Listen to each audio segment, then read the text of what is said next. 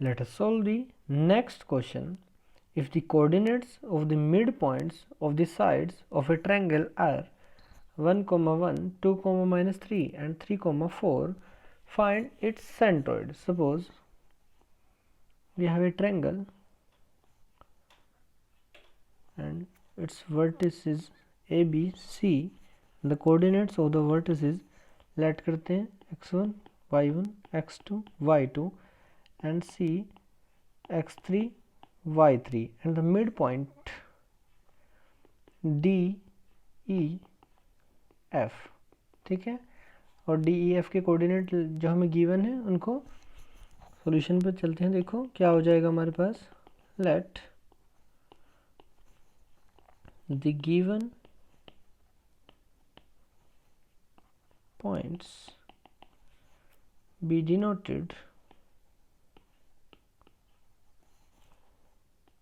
by D, E, F respectively. ठीक है, अब देखो मिड पॉइंट फॉर्मूला अप्लाई करते हैं तो क्या हो जाएगा हमारे पास.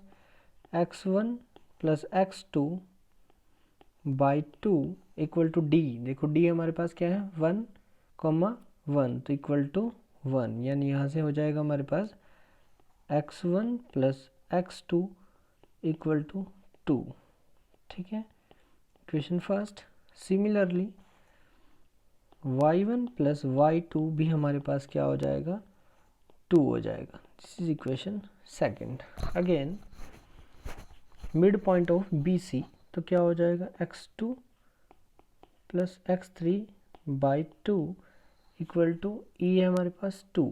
तो ये क्या हो जाएगा x2 plus x3 equal to 4.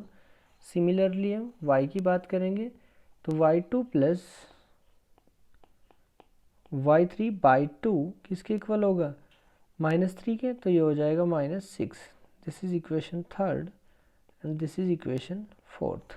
Again mid point of AC तो क्या हो जाएगा हमारे पास x1 plus x3 by 2 equal to 3. तो ये हो जाएगा हमारे पास x1 plus x3 equal to 6 and ordinate के लिए क्या हो जाएगा y1 plus y3 equal to by 2 equal to 4, यानी हो जाएगा 8. This is equation fifth and this is equation 6.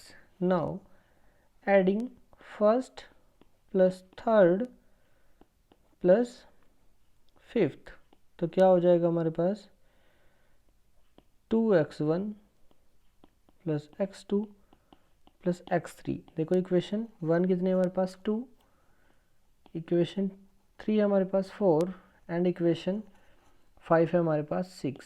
तो ये हुआ 10, 12 यानी x1 plus x2 plus x3 equal to हमारे पास हो जाएगा 6.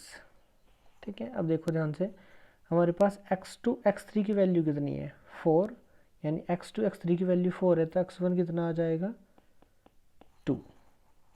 ठीक है, अगेन देखो ध्यान से हमारे पास x1 प्लस x2 की वैल्यू है 2. x1 प्लस x2 की वैल्यू अगर 2 यहाँ पुट करूँगा फ्रॉम इक्वेशन फर्स्ट तो x3 आ जाएगा हमारे पास 4. ठीक है, अगेन x1 प्लस x3 की वैल्यू है 6 तो x2 आ जाएगा हमारे पास 0. ठीक है, अगेन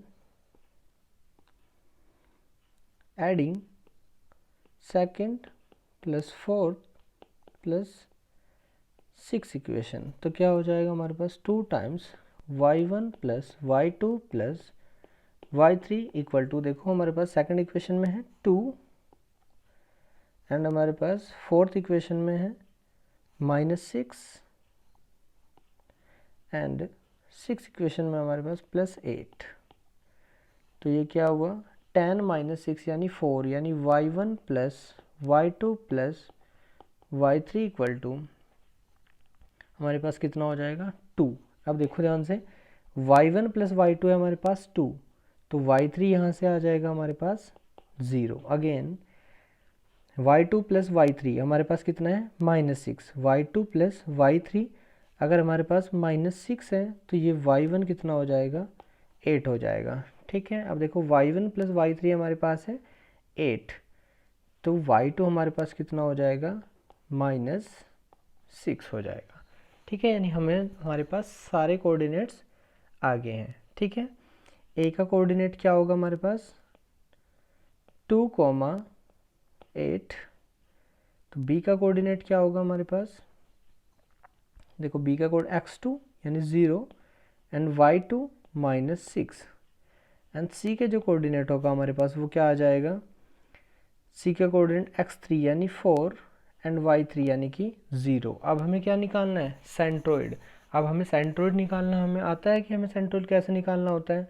सेंट्रोइड का डायरेक्ट फॉर्मूला यूज़ करेंगे और वहाँ से क्या निकल जाएगा हमारे पास, सेंट्रोइड। अब देखो सेंट्रोइड क्या होगा, x1 + x2 + x3/3। देखो यहाँ पे लिखते हैं सेंट्रोइड को, x1 + x2 + x3। देखो यहाँ से x1 की बात करें 2 + 4 + 0 यानी 6/3, तो कितना आ जाएगा 2। y1 + y2 + y3/3। देखो ध्यान से 0 + 8 और -6 तो आ जाएगा +2 यानी कि 2/3। ठीक है, ये हमारे पास क्या आया, सेंट्रोइड। आई होप सभी को क्लियर हुआ होगा। फर्स्ट ऑफ ऑल हमने सभी वर्टिसेस के कोऑर्डिनेट फाइंड आउट किए। देन हमने वर्टिसेस के जब कोऑर्डिनेट पता हो तो हमें पता है सेंट्रोइड का फॉर्मूला क्या होता है, x1 + x2 + x3/3। This is abscissa and the ordinate y1 + y2 + y3/3। I hope कि सभी को ये क्लियर समझ आया होगा। ठीक है।